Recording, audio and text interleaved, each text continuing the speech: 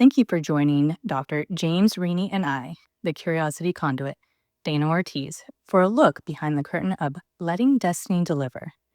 Dr. Rini is a practicing psychotherapist for the last 46 years, and I'm a retired law enforcement officer with 26 years experience, and I'm now a psychology student.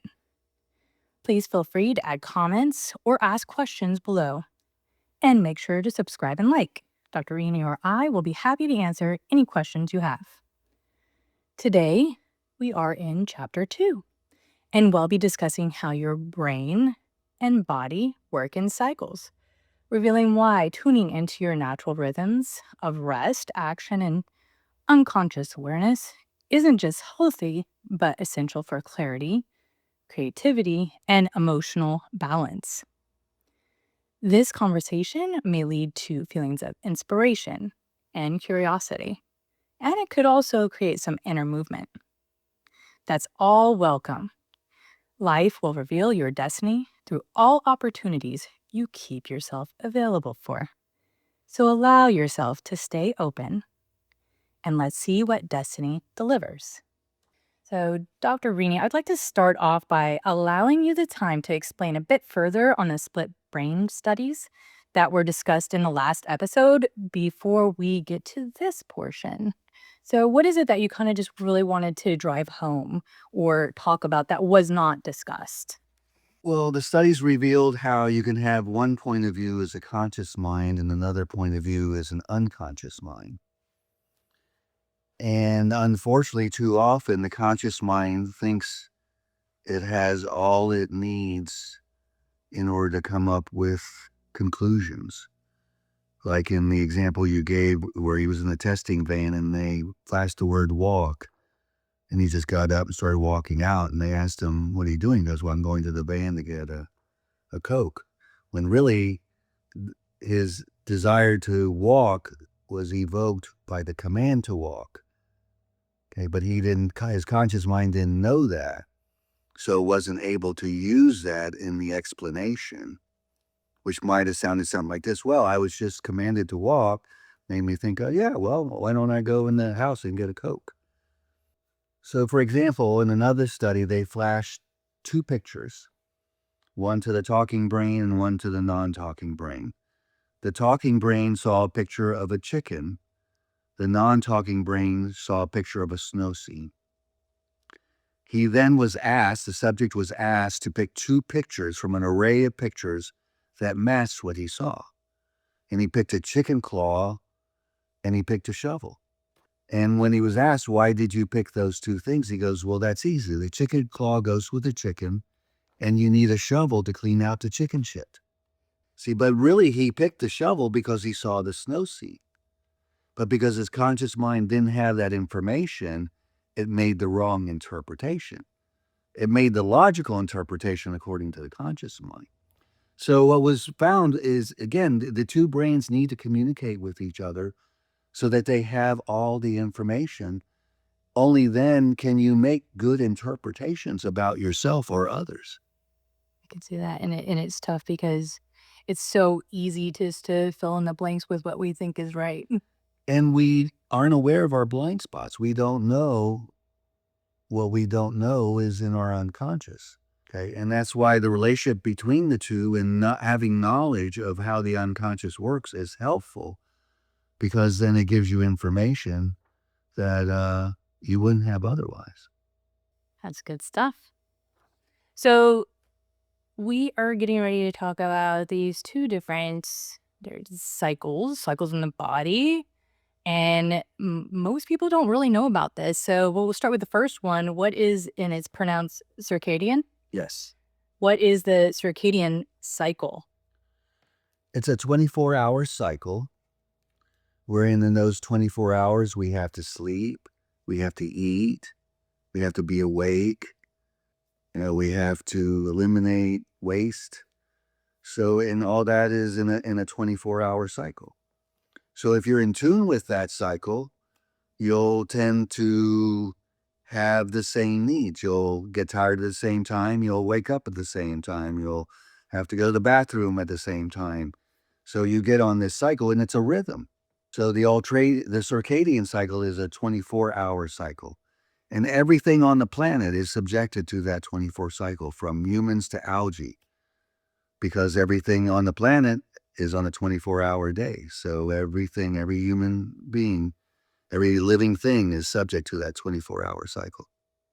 Okay. So what is the ultradian? Cycle. It's a 90-minute cycle. Okay. Now, originally, that cycle was discovered by sleep researchers, because what they found is that every hour we go into REM sleep for about 20 or 30 minutes. And then it starts all over again. So it's a 90-minute cycle that when we're awake, we're also going through it. Okay, but what we'll find is, every hour or 90 minutes, we'll have a need to take a break, or maybe we want to eat something, or maybe we want to get frisky, or maybe we just want to take a nap. And I choose those things because all those things are linked to the parasympathetic nervous system. It's the rest, relaxation, restoration nervous system. So what happens every 90 minutes is we cycle from the sympathetic nervous system, which is the activity, fight, or flight nervous system, to then the parasympathetic nervous system, which is the healing, restoration, problem solving. So really, we should take a break every hour to 90 minutes to allow the parasympathetic system to do its healing, its, recuperation. So if you look at the word disease, we get ill because we dis being at ease, because we don't honor that 90-minute cycle. We'll tend to have an energy drink, or we'll drink coffee, something to push us through that time, when really we ought to just chill out or relax, daydream, whatever it is that we feel like doing. In Spanish culture, they have siestas. In Europe, they shut down stores in the afternoon. They very much are in tune with that cycle. If you're not in tune with the cycle, you'll tend to get depressed, you'll be moody, irritable, more prone to errors, poor concentration, when you're out of rhythm with that cycle. So, a lot of things, if you have a job where you have to go in from 11 night till 9 in the morning, so many days a week, and then you're off 3 days a week, and you're going back and forth and switching from being awake in the day and sleep at night, or awake at night and sleep during the day, then you keep messing up that cycle. So I'm going to read a portion of your book, and this really just echoes what you just said, or says some of it exactly. But I think it's important to hear. Abusing or neglecting these natural cycles can negatively impact self health by setting off feelings of incompetence, depression, mood swings, problems in relating to others, and loss of self esteem. I know you talked about some things here, but can you give some relatable examples of abusing or neglecting the natural cycles? I know you were talking about, um, you know, energy drinks, or, that kind of stuff. But what are some other relatable examples of this? Well, again, if you're irritable and it's because you're neglecting the cycle, then you will tend to be hostile towards people. You will misinterpret what they're saying. But you will believe that you're right, even though you're wrong, because of the way you feel, because of the mood, the negative mood that you're in. You're more prone to errors. You might, um, misread something. You may not see something that you should see, or you forget certain things because you're, you know, um, I mean, those are great examples, and why they resonate with me. I come from a heavy law enforcement background. So, any of my brothers and sisters out there who are listening to this, um, it is scary to know that this can affect your performance professionally. It can affect how you're thinking, what you're doing on scene, which then could cause safety issues for yourself. So, as we, I'm prior law enforcement now. But the ones who are in it and first responders who need their brain to be working and they're sitting in their car, they're working 12.5-hour shifts. What would you suggest that they can do during those 20, that 12.25 hours that maybe they're not on a call? Well, see, that's difficult because you got institutional constraints here, and that's the problem with the way our culture is set up. We don't respect that 90-minute cycle. Like I was saying, in the Spanish culture, you take siestas. In Europe, they shut down the shops in the afternoon or what have you. And so, the culture tends to respect that. Here it isn't. We want productivity. One more thing here. It also affects confidence. It affects your self-esteem. You're going to feel less confident, less capable, and therefore you won't trust yourself. You will tend to doubt yourself more.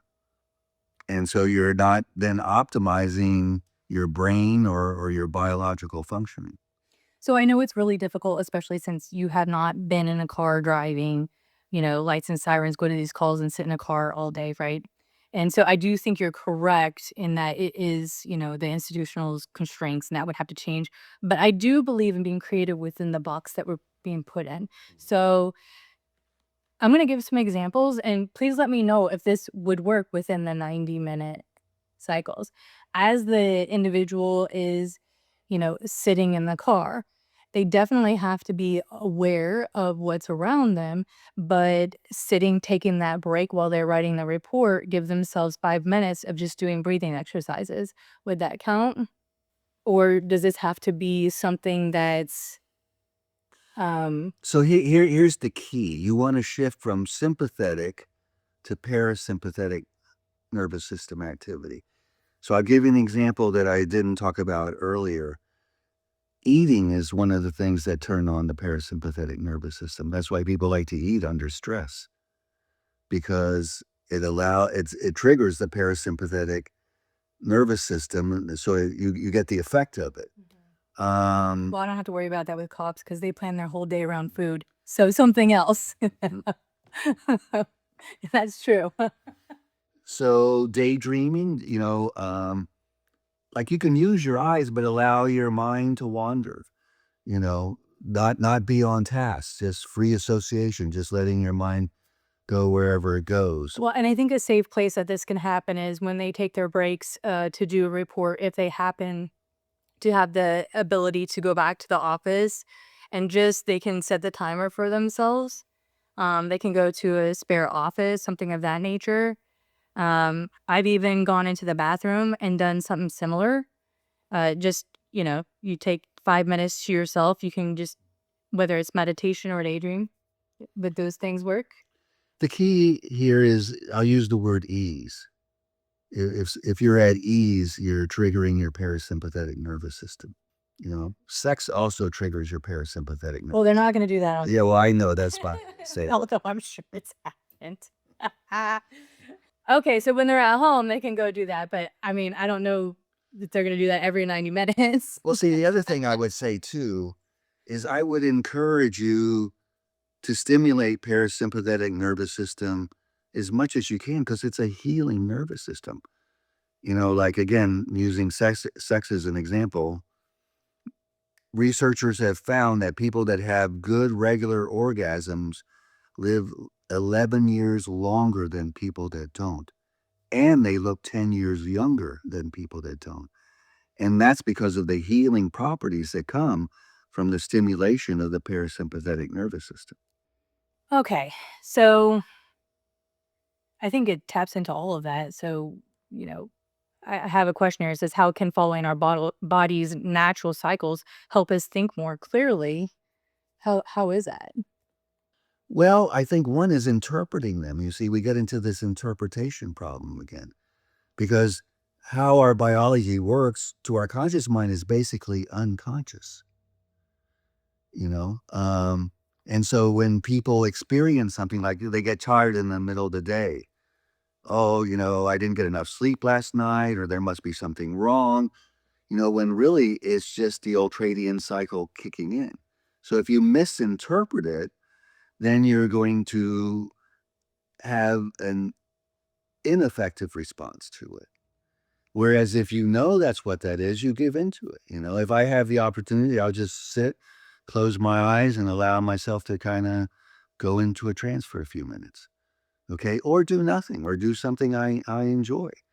So respecting that cycle and rhythm and being aware, tuning into it and listening to it to a certain extent.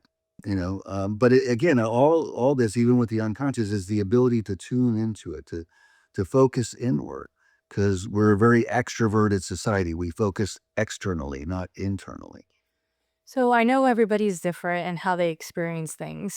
So as I've been really practicing this for, I don't know, probably the last 5 months now, I can feel it. If I feel like I'm tired, it is funny because I'll just drop it on and go lay down.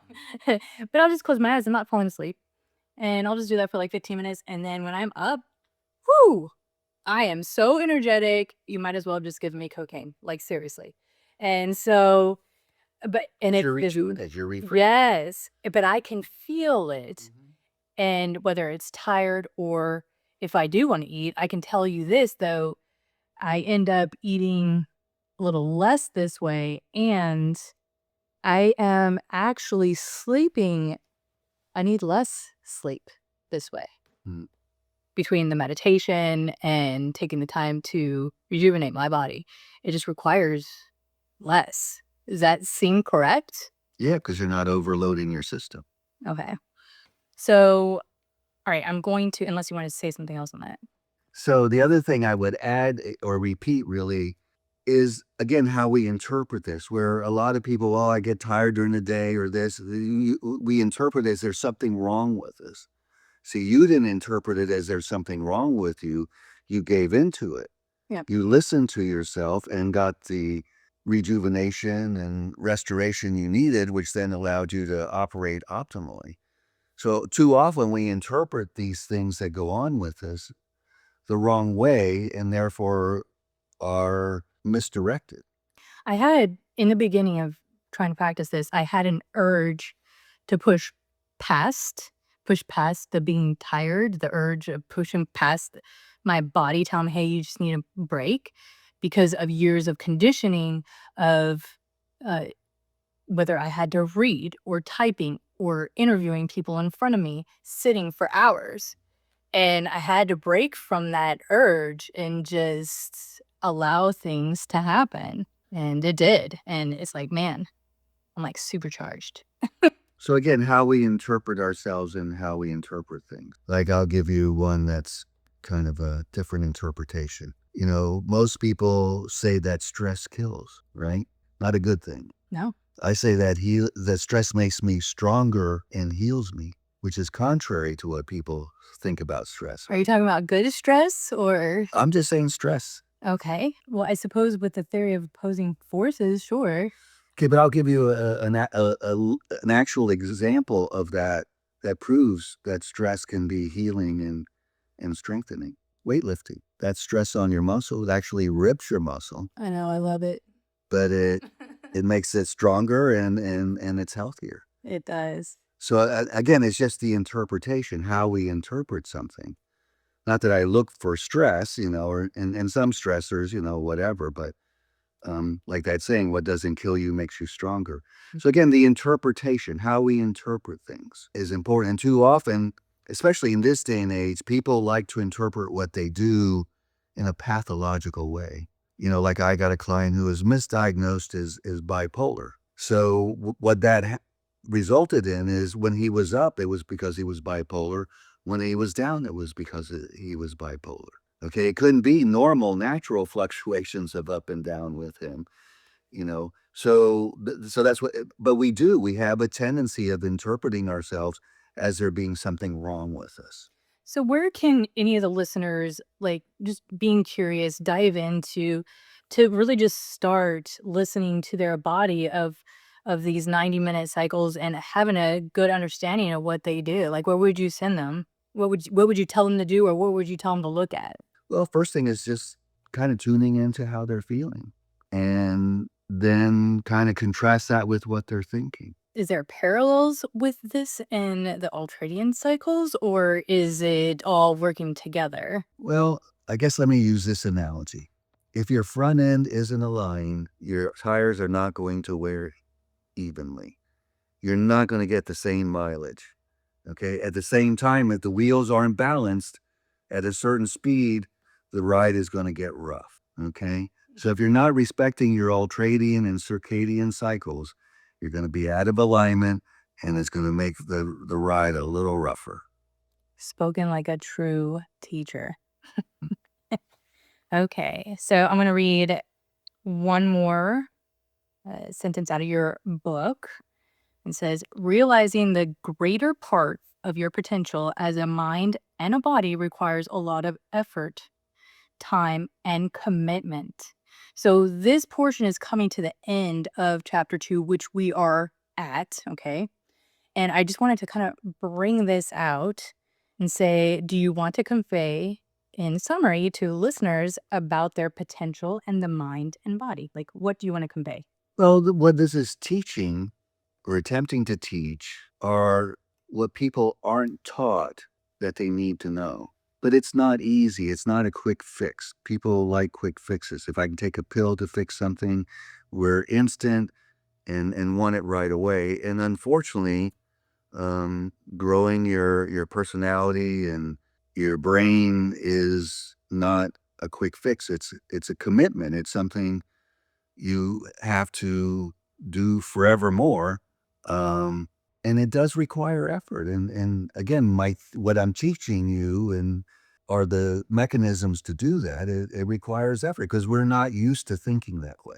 Well, it's a fight. You're literally fighting for yourself. And I say that because of how society is structured around us, and whether it's It's corporation, contrary. Yeah. it is. So, and everything you've been taught is not completely in line with this.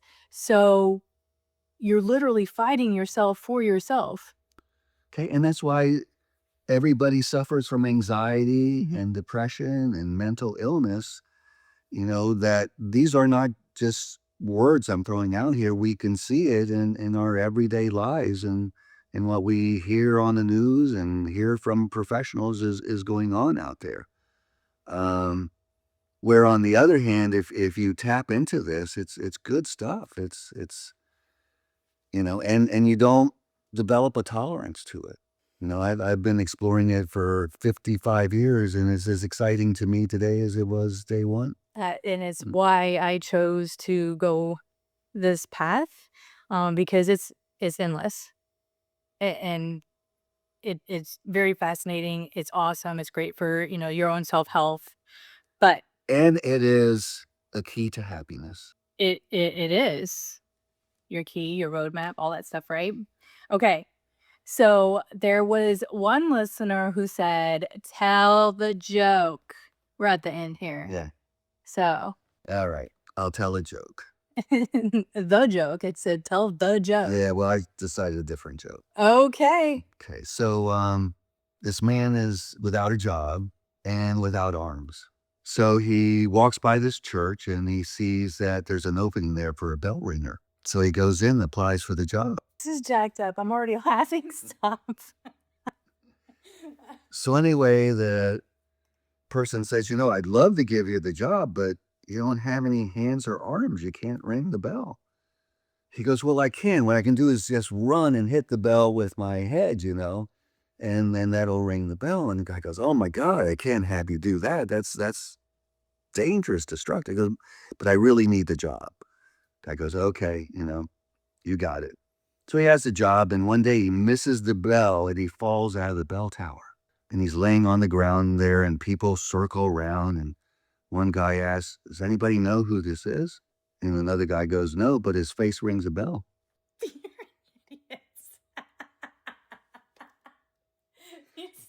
Okay, so let me make a point here. Of course. Jokes work because you get the participation of both the conscious and unconscious mind. And what's funny is the punchline, because the conscious mind wasn't expecting that meaning from what had been said. So if you don't get a joke, it's because at an unconscious level, you don't have that understanding. Like a lot of people may not know the expression, his face rings a bell, in terms of, oh, you look familiar. Now, if you know that expression, you'll get the joke and laugh. Sure. You see, because the unconscious hears all the meanings that something can have, where the conscious mind kind of takes something literal. So jokes work because you're having an unconscious meaning come to consciousness that was unexpected, and therefore it's funny. I learn something every time. It's good stuff there. Mm. That's all you get. I'm not asking if you need anything else to add. And good, thank you. Okay. Thank you for joining Dr. Rini and I on this journey behind the curtain of letting destiny deliver. Join us next time as we will be starting chapter 3 and discussing spirituality. Remember, questions or comments are welcome below. Now ask yourself, what part of your life might destiny be trying to speak through right now?